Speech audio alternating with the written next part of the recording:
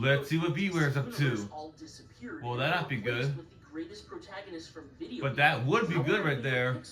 Gaming heroes against DC villains? That would be great. Icons from gaming. Kratos, Mario, Sonic, and more. Picking Sweet. DC villains for each based on their Let's go. personality and themes. And remember, these heroes have been swapped into DC's world, so no Batman is swooping in to save the day. If you don't like my matchups or have a better idea, be sure to let me know down in the comments. I'll try to respond. Or maybe reactions. Alright, let's boogie. First up, the hero of time and courage. And Zelda. I mean, from the Zelda series. Link. Chosen reincarnated protector who's lived dozens of lives as the ultimate everyman hero. That's true. Link is a good hero. And the royal family against the forces of darkness. Link is perpetually mute by nature. Yeah. He doesn't canonically talk, but he chooses to remain silent whenever possible. A symbol of his stoic dedication to Well, it would be cool to see him have a voice, but Link works for him. Played up as a dopey fairy boy in the past, but in recent years has gotten a lot more respect as the noble mythic hero. Let's see who DC villain will face him. An arsenal of bombs and arrows and I mean, we all know what Link is. And the unbreakable Triforce of Courage. He's just as ferocious as Imagine the other Triforce would have landed in the DC universe. Series are about living up to your destiny, exploration through the open world, and facing down pure evil malice with the blade of evil's bane. That's Link true. primarily battles Ganon as his main foe, but he has a lot of other rivals and enemies that we can use to find analogs for in the world of DC. The most important thing is finding villains who match his skill set and test his courage, versatility, and quiet moral core. Starting off, a fallen angel with a flaming sword and a serious case He looks of like from Star Wars. Azrael. Jean-Paul Valley, the brutal assassin from the Order of St. Dumas. Programmed from childhood with the system, he is a peak You guys saw Mario did that one time in SSG4. Martial arts mastery, and a split personality that turns him into a divine executioner who believes he is literally the angel of death dispensing holy justice. He's got the same sword and shield warrior skill set as Link, but twisted. Where Link protects the innocent, Azrael burns sinners without mercy. Wow. Now imagine Link is suddenly ripped from Hyrule and dropped into the chaos. I wonder who will be taking place in darkest nights. He stumbles into a crumbling district where Azrael is mid-purge. Flaming sword blazing, he's cutting down gang members. I wonder if he smashes a lot of pots to get the money he needs. And when they clash, Jean-Paul would notice Link's magic, and perhaps even the glowing Triforce on his hand, recognizing that this young man has been directly, verifiably blessed by the gods, and it would enrage him. These two fighting would be a feast for the eyes. Azrael's flames getting swirled up as Link casts Rivali's Gale and sends a flurry of arrows raining down. I don't see any scenario where Link doesn't take this fight, but Azrael's definitely escaping eventually. And while he would show up as a recurring foe, I think Link's quiet, honest heroism might plant a seed in his heart. And one day, he might be redeemed. But let's shift gears to a villain who's more personal, more blatant. Oh, I remember her. This is Katana. The Samurai Widow. Yep, Suicide Squad. Well, and also appeared in the anime Suicide Squad with Mori saying the end credits. Yeah. Anyway, inside her sword are I'm glad you think that movie was great. Including her murdered husband. Katana is a master swordswoman, martial artist, ruthless when it comes to criminals, and always carrying that deep grief that fuels her. Link, still trying to find his way in this strange new world, would cross paths with her during a brutal Yakuza ambush in the underbelly of a neon-lit metropolis, maybe Tokyo. At first, she sees him as a kindred spirit, another silent sword fighter protecting the innocent. They would work together for a time, fighting back to back like poetry. That was good. In perfect sync. But when Katana learns about the endless cycle of Ganon's resurrections, the threat it poses, and the suffering it causes, she decides the only way to truly end the pain is to cut the thread at its source. The spirit of the hero who keeps reincarnating and drawing him back. If she kills him and traps his soul in her brain, Ganon will never return again.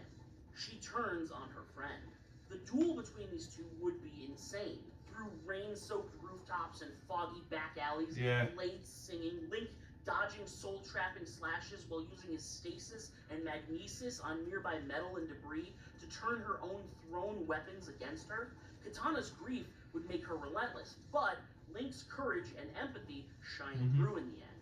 He disarms her without killing her, and maybe even calls upon the goddess of time to let her husband's soul speak to her one last time. That'd be nice, bro. A moment of closure. In the end, Katana walks away still conflicted, not fully redeemed, but no longer an enemy. And for Link's greatest foe, the one who becomes his true arch nemesis, we're going with the cult leader who worships a demonic force that wants to consume all worlds. Brother Blood. Brother Blood? Head of the Church of Blood. Really okay, I see that. Trigon. You probably know him as Raven's dad. Yeah, we know Trigon. Force on a level approaching Darkseid. Brother Blood is a power-hungry occult priest with vampiric strength, dark sorcery, geokinesis. I remember Brother Blood from Ten's Go, but whatever. Bring Trigon to full power here on Earth, just like how the Yiga clan lived to resurrect the Demon King Ganondorf. Discovering Link, Brother Blood sees the Triforce as the key to shattering his chains and fully summoning Trigon. He starts infiltrating cities as a charismatic preacher, turning people against the outsider hero. Oh yeah, having the slate. Link would have to work to uncover the growing cult, fight through waves of brainwashed followers, and finally confront Blood in a desecrated cathedral. Channeling the power of Trigon, Blood would use his dark sorcery to turn the skies red and decimate the surrounding area, forcing a showdown with Link, where only the Blade of Evil's Bane could cut through the tremendous magical power of Trigon's flames.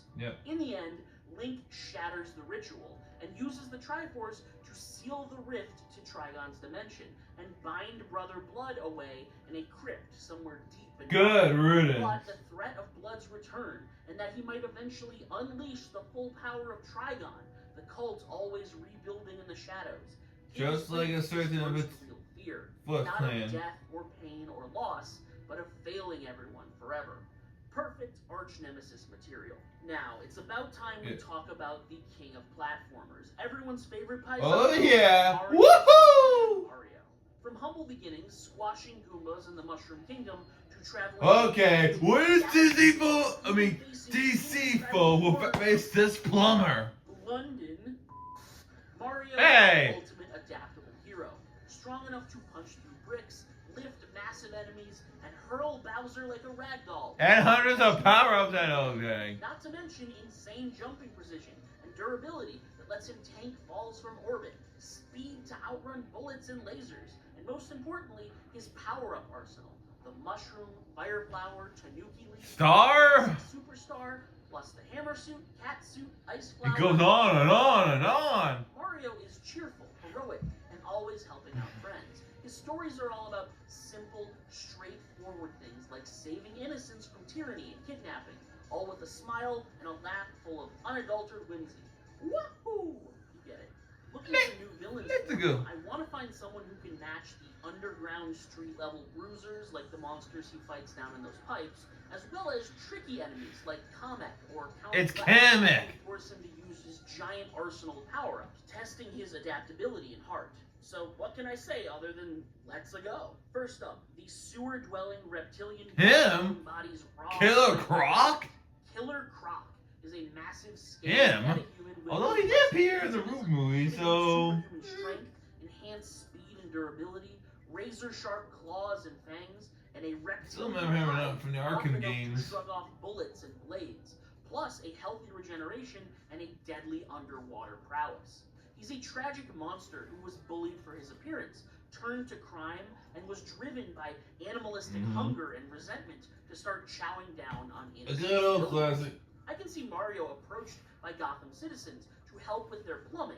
They keep hearing strange noises coming from their pipes, so he descends down into the sewers to have a look for himself, where he stumbles onto Croc gnawing on the bodies of his victims. The first encounter is pure chaos in the dark, Dripping sewers everywhere, Croc lunging from the murky water with massive jaws snapping.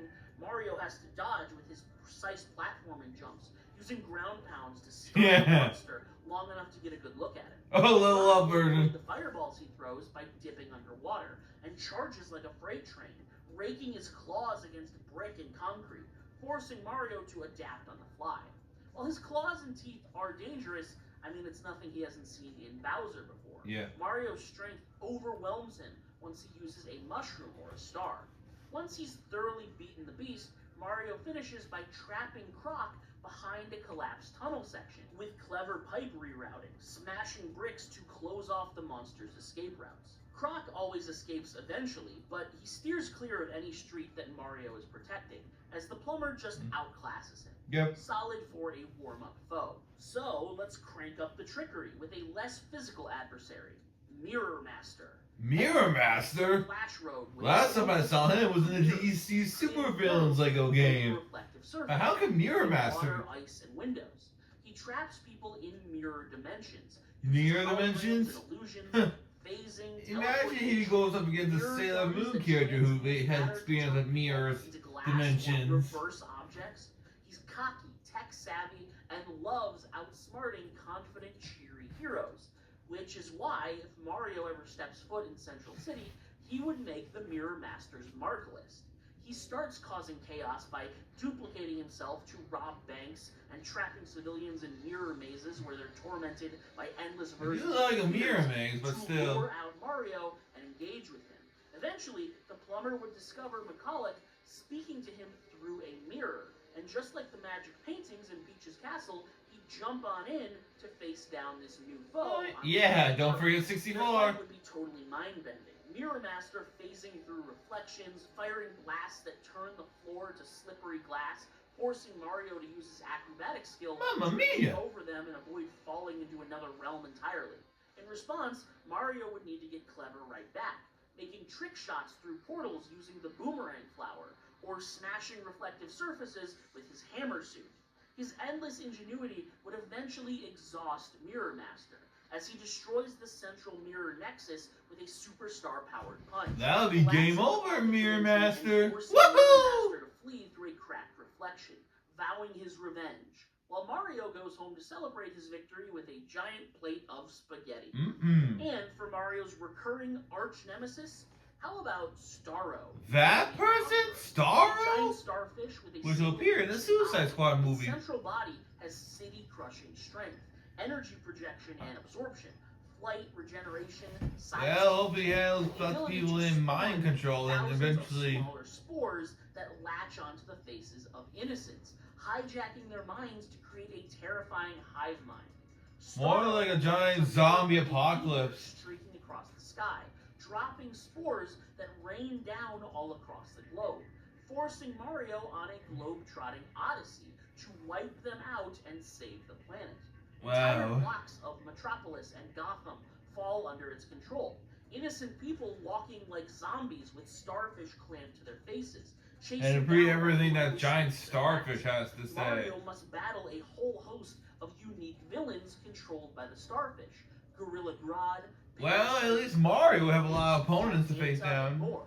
But his greatest opponent is a mysterious green-clad warrior, one of Starro's strongest soldiers. The survivors have all named Mr. L. Wait, you mean that horror guy from the partially removed I'm talking badness. Mr. L's face and learn the horrifying, shocking, totally not predictable in any way truth. It's his brother, Luigi. In the penultimate fight, Mario is able to free his brother. The two finally reunited after how about now they join forces to take on their true foe. The climactic battle. Woohoo! The Mario Brothers are here! Starro, hovering above a shattered daily planet globe, tentacles smashing buildings and psychic. I like how Mario and Luigi are teaming up against this film. And while a starfish does land on his face, he's able to do the unthinkable and break through its influence, only because of his indomitable love for his brother. Yep. And the two destroy the alien in one. Oh, that's a good picture right there. Together. Of course, even now that peace returns to the Earth, Mario considers that he may need to venture out into the galaxy to Starro's homeworld, so he can be sure this fate never falls. Probably that's a good idea. But that's enough plumbing. Good luck, Mario. Let's make way for the Ghost of Sparta, the bald-headed rage machine. Ah, Kratos. You know, there's a lot of bald-headed characters out there.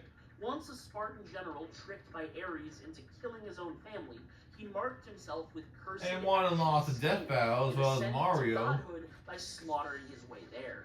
He eventually renounced the title and now lives as a grizzled survivor, protecting what's left of his humanity, still wielding that god-slaying fury deep inside. Kratos has insane strength that can upturn enormous temples and punch gods through mountains, the speed to blitz titans, durability to tank world-ending blasts, and push through brutal injuries. So, which DC person will face against the God of War? And the Blades of Chaos, fueled by that unyielding will forged from endless tragedy, and eventually the invincible power of hope.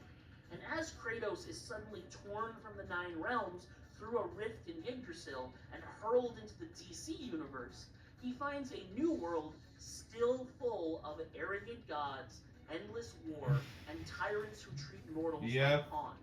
But with no Atreus at his side, Kratos stands alone against DC's darkest deities and monsters. First up, the perfect callback to Kratos' origins, DC's own god of war, Ares. A towering Ares? With the strength, speed, and yeah, I think it appeared in the Wonder Woman movie, if I remember correctly.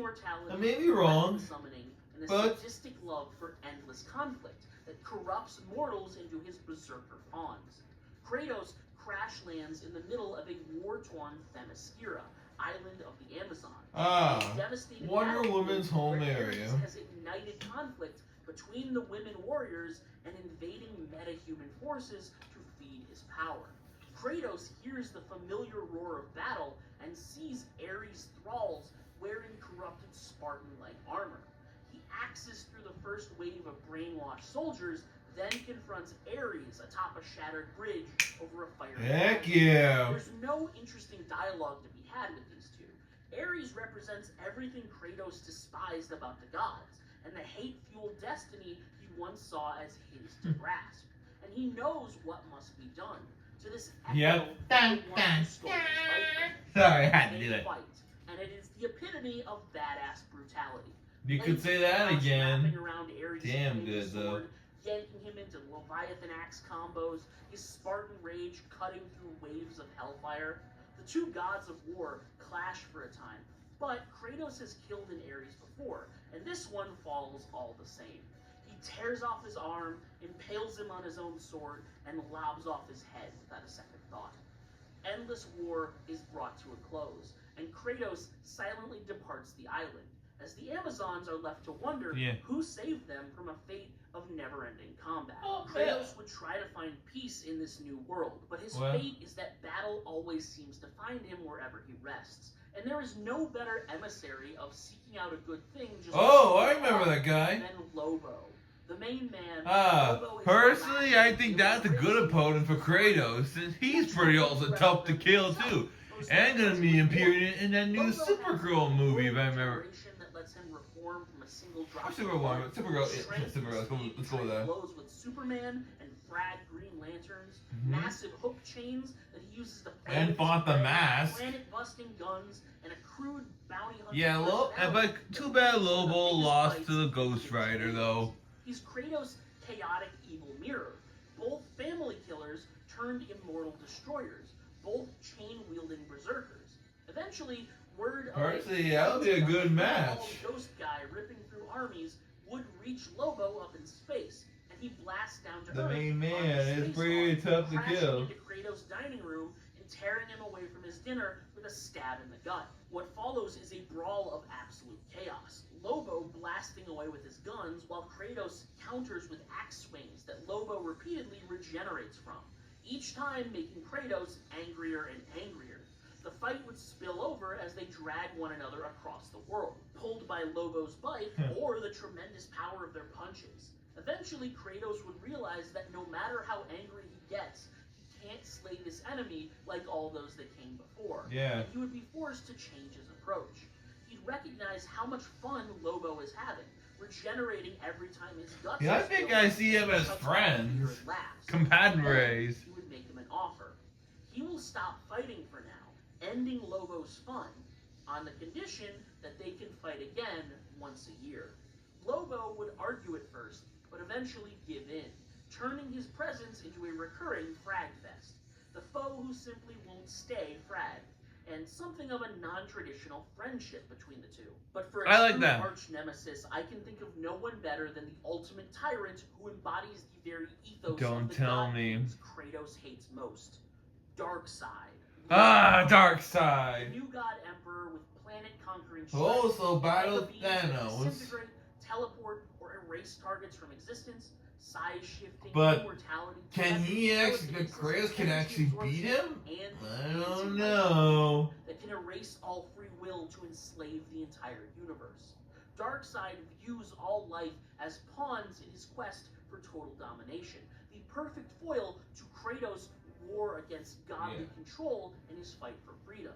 Darkseid's forces sense the new powerful outsider who just appeared in this universe. Yeah, I mean, heck, Darkseid even battled the Justice League and Sonic's team, so I don't know. And a potential weapon. But wish you luck, Kratos. He makes a plan to dominate Kratos in battle and transform him into his greatest general. Parademons descend upon Kratos' humble home, and when he steps out to carve a bloody path through the hordes, he's knocked through a mountain by the overwhelming power of the Omega Beams. Kratos rises to fight this new villain, yet another tyrant just like all the rest, and the two trade blows as the sky is set on fire. And don't forget about that anti-life equation he has. Darkseid through a boom tube, sending the two of them to the scorched surface of Apocalypse. I mean the boomstick tube. Hey-o! Full depths of his rage, no longer burdened by the threat of collateral damage, and he overpowers the new god. He cleaves his blades into Darkseid's chest. I thought in his eyes. When Darkseid smiles and whispers, "Kneel." Here on Apocalypse, he has secured the anti-life equation. Kratos' rage evaporates as his free will is deleted and his mind is dominated by anti-life. Oh yeah, he also appeared in the Justice League movie. Until a tiny spark inside of him alights once again. The power of hope. Its limitless, affirming light. It erupts inside Kratos one last time, burning away the anti-life equation from his mind and right out of Darkseid's hand. Yeah. Kratos roars through the pain and severs Darkseid's head with a final axe recall. He gone for the head. Massive fiery pit. Now ascended back to full godhood with the power of hope, Kratos decides not to return to Earth. He takes his place on the throne of Apocalypse, choosing to reform the world and serve as its new deity, the DC Universe's God of Hope. Next up is the galaxy's most feared bounty hunter, who gets confused. Samus Aran. Because planets always seem to blow up whenever she visits them. Samus Aran. Orphaned young. Before Aran, but whatever. So which DC villain will go up against this bounty hunter? Samus is superhuman in every way. Enhanced strength, speed, agility. Why is Sonic music playing in this? Lightning and escape those aforementioned planetary explosions. Her power shoot is a modular masterpiece. The arm cannon can fire beams, ice, plasma, missiles, and more. And we all know her history with Boba Fett. Spaces and spam bombs. And in recent games, those latent Metroid powers let her siphon life energy from her foes. Samus is silent, methodical, and adaptive. A lone wolf who takes on dangerous forces like the Metroids or space pirates, and horrifying monsters like Kraid or Dark Samus. Her stories are about isolation. I mean, we all know what Ridley did to her family. Ending threats that could wipe out civilizations, often at great personal cost. Some of her classic villains include cosmic parasites, mad scientists like Mother Brain, and genocidal dragons with a sharp grudge like Ridley. So, when she steps into the world of DC, we need conquerors, collectors, and invasive tech horrors. I think Vilgax. Let's break it down. Whoa. Starting off, a hulking space tyrant who lives for conquest and gladiatorial spectacle. Mongol, the Mongol? a mountain of muscle with Superman-level strength, near invulnerability. I think I've seen him before. Don't remember him much, though. Eyes or chest cannon, even limited telekinesis, telepathy, and teleportation. He is a conqueror Let's go down to who turns detail. planets into battle arenas, forcing the heroes of those worlds to fight for his amusement or die. Now picture Samus Aran, ripped from her I think galaxy Brainiac will be a good opponent for her. Cosmos, crash landing on the outskirts of Warworld during one of Mongol's grand tournaments. The colossal station has already scooped up cities and heroes from across the universe, and Samus arrives to find the survivors, including captured Green Lanterns, Amazons, and aliens from all across the cosmos, forced into brutal death matches. She's discovered by Mongol immediately, and puts up a great fight, only to lose to him and be stripped of her best weapons. She must survive brutal fights against other prisoners, slowly rebuilding her suit and collecting upgrades, eventually escaping.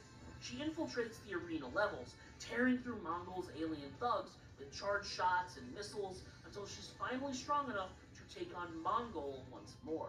Of course, the warlord himself would love to step into the ring, grinning like a predator who just found his new favorite toy. Game It for would be cocky. a radical rematch. Samus dodging earth-shaking punches that crater the arena floor, using her speed booster to ram into him at Mach Is that all? Screw attacks spinning through his armor while he tanks the hits and counters with devastating chest cannon blasts. Mongol is kind of a dick, and he would laugh at her primitive Chozo tech, but Samus would adapt fast, dropping morph ball bombs under his feet, yanking him off balance. Yep, she's having a ball with him now. Blank hyper beam straight into his chest. She would win the round. We all just know the barely. final smash she Mongol would did. be forced to teleport away, bloodied and furious, vowing to make her the main event next time. So let's get a little more invasive, more tech horror. The Reach are insectoid The conquerors Reach? using weapons Never, that personally scarabs never heard of can it. host planets. The scarabs bond to hosts, turning them into Oh. unstoppable soldiers while So slowly related to Blue overriding their Beetle, eh? will. The Reach itself is a collective empire of advanced bio-nanotech horrors. Ships that deploy scarabs en masse, warriors with adaptive Okay, armor I can that see constructs her weapons on the against fly, this. like blades, cannon, wings, shields, guns, all of it. They have energy absorption, regeneration, and a hive mind that strategically learns from every defeat. After Samus' legendary I think status this one will spreads far feel enough well across to the face cosmos after the Samus. defeat of Mongol, the Reach immediately flag her as a potential threat. Her Chozo Metroid hybrid biology makes her nearly impossible to control, and she's already Well, I'm eradicated facing a parasitic Xenomorph species queen. before. Their first encounter happens when a Reach scout ship crashes near a planet Samus is investigating. Scarabs swarm out of it, bonding to locals and turning them into Blue Beetle-style enforcers. Samus would have to fight wave after wave, her beams melting their armor, only for the Scarabs to adapt mid-fight with sonic countermeasures and energy redirection.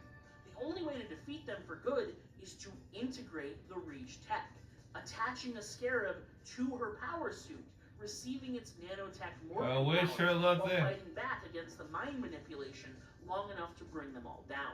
Eventually, she boards their flagship, facing down a fully activated, high-ranking Scarab warrior. Wow. She'd need her morph ball to dodge his constructed spikes. More ball. Hey, imagine going bowling with that type of ball. Draining the Scarab's energy when it closes in. And in the end, Samus would be faced with a choice. Overload the ship's core and force a retreat while they all burn up, or leave some of the Reach to survive. After all, she knows what it's like to be a weapon created by an ancient race, and she was able to break free. Perhaps they could too. Whatever her choice, the consequences would haunt her for decades. And for Samus' final villain, I am going with the intergalactic collector who hoards knowledge, Brainiac. There we go! With 12th level intellect, he views entire civilizations. Now that'd be a good villain for Samus to face. And then eliminated.